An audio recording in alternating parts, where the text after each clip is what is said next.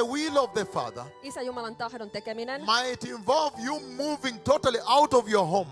voi saada aikaan sen, että lähdet kokonaan kotoasi pois.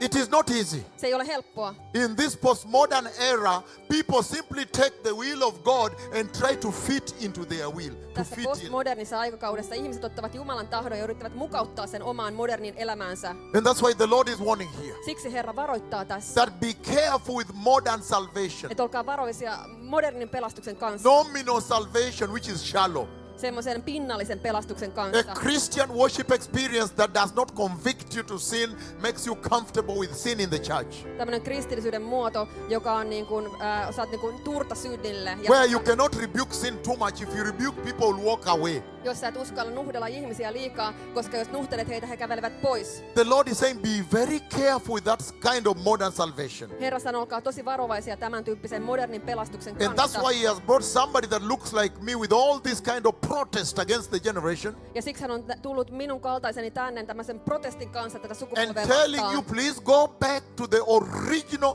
salvation of the cross and the blood. Ja sanoin teille, että pyydän, palatkaa takaisin siihen alkuperäiseen Jeesuksen veren ja ristin The pelastukseen. original salvation of the fear of God.